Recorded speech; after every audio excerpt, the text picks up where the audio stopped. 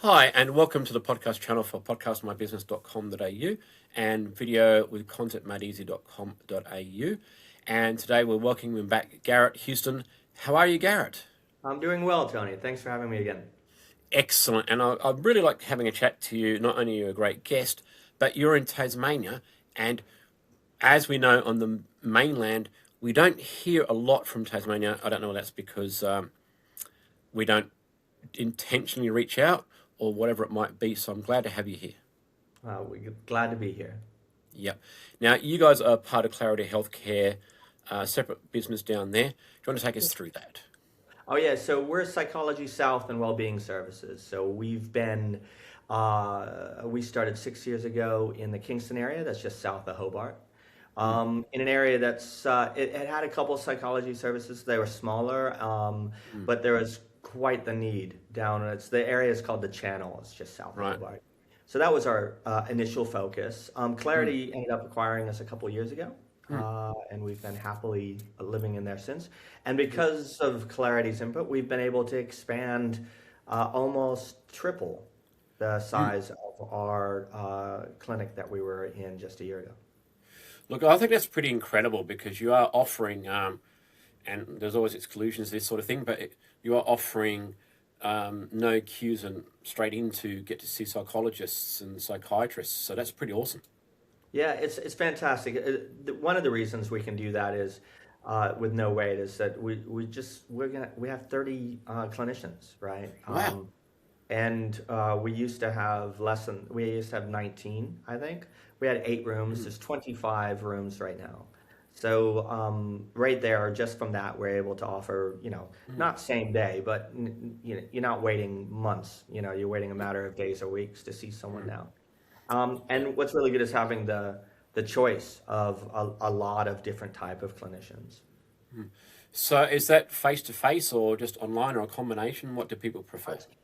It's face to face primarily, but I do Mm, quite a bit of telehealth as well. I've got some clients in Queensland, New South Wales, WA, mm. and the whole service has ones all across the country as well. But the vast majority, I'd say 90%, 95%, that what you do is face to face.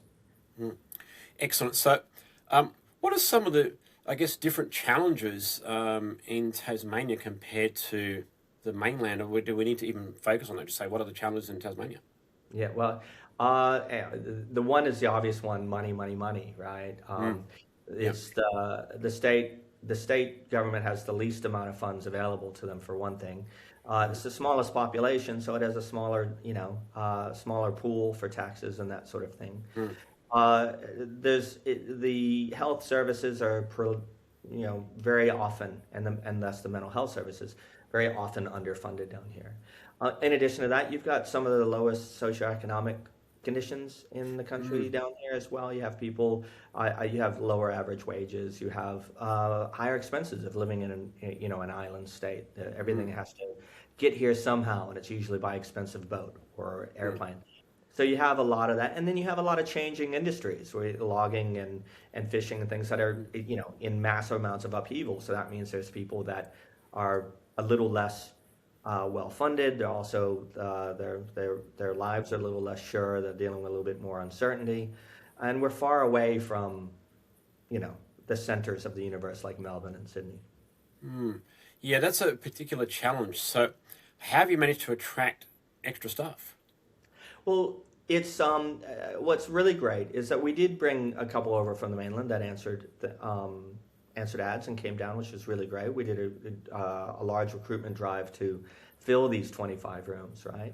Mm. With quality, experienced clinicians. But what was really good is that there are quite a few local ones that saw the need to come here. So that's been really good. So we've had a good mix of that. I think the lifestyle in Tassie tends to be a little bit slower. It tends to be a little bit more outdoorsy focus.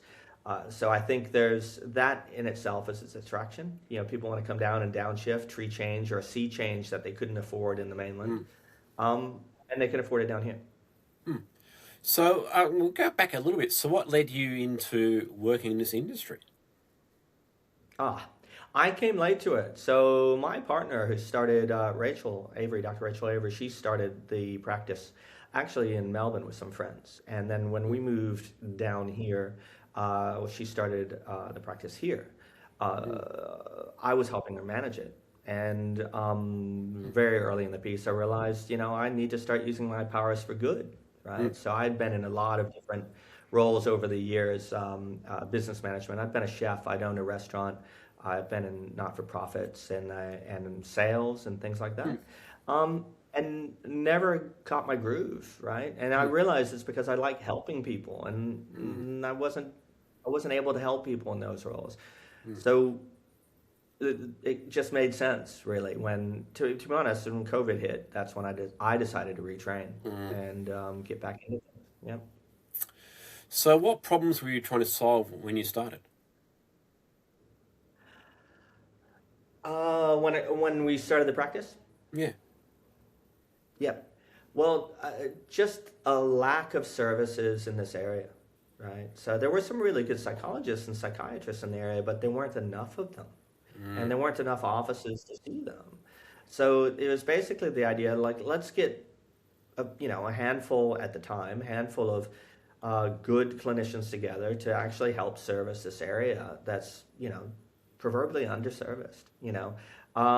The whole state, Hobart, and then even more so down here in the Channel.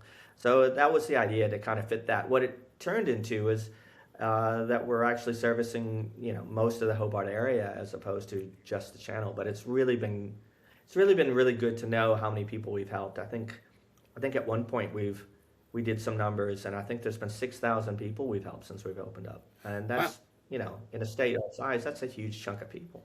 Hmm. So, we're talking about the state and the size of the state. So, how easy is accessibility around the state to find a psychologist and finding you?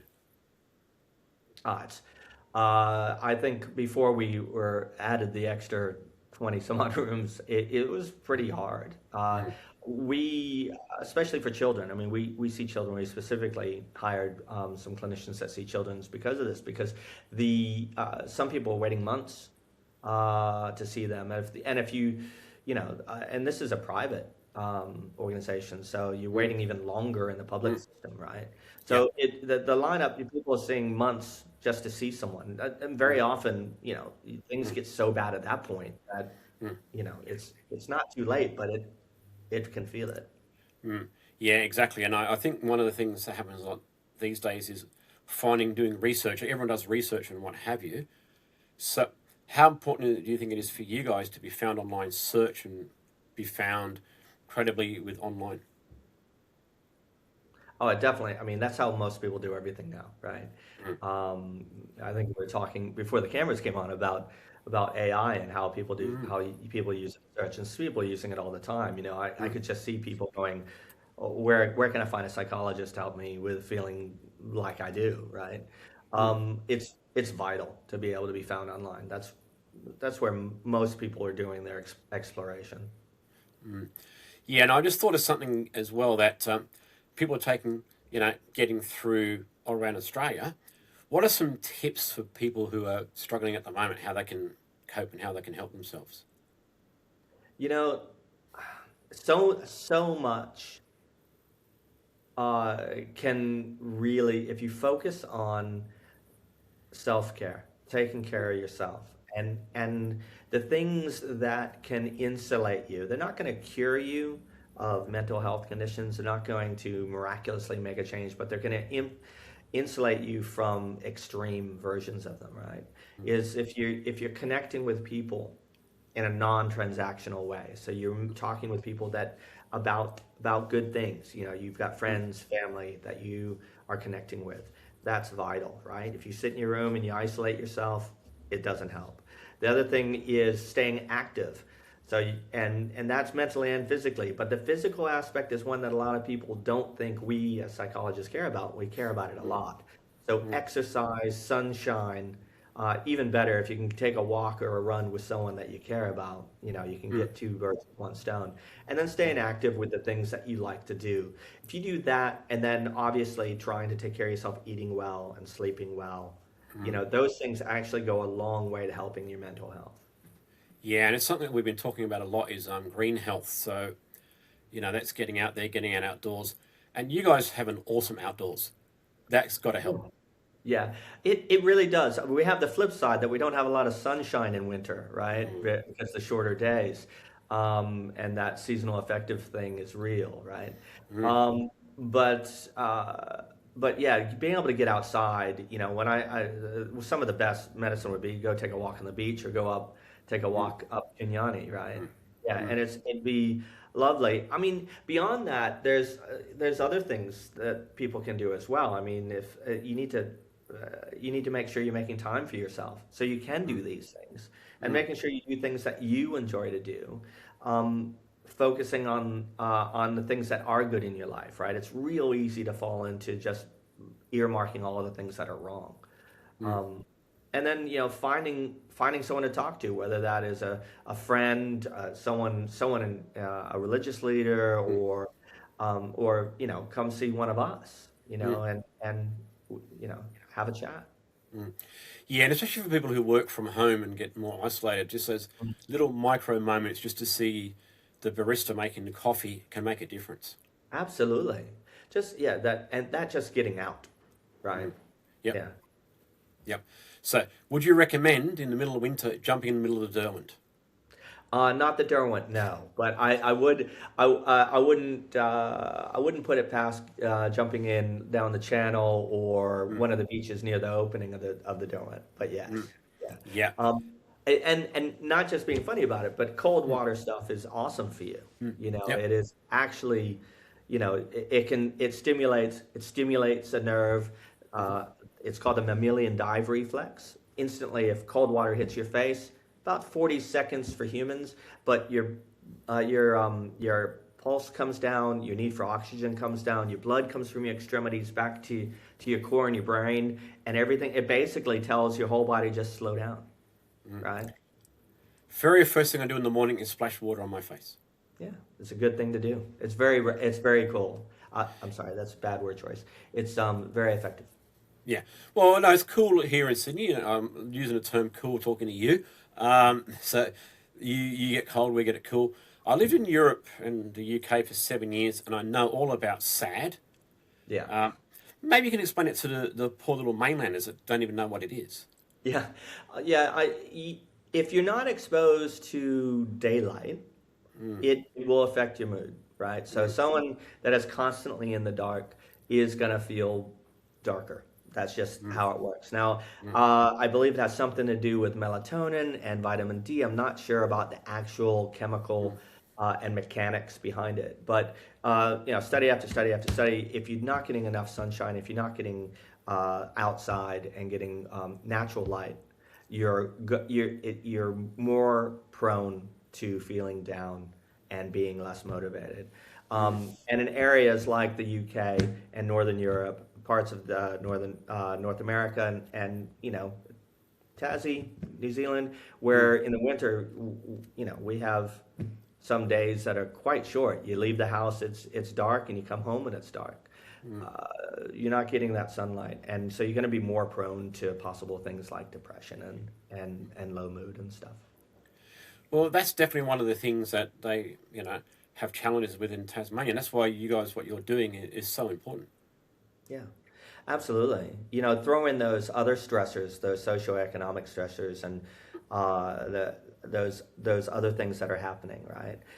Mm, Then throw in the fact that, oh yeah, you don't have much sunshine, and oh yeah, you're gonna have to work extra overtime because of this, so you can't do anything fun that you don't enjoy. And then, oh, by the way, when you do get sick, there's not a lot of funding for it.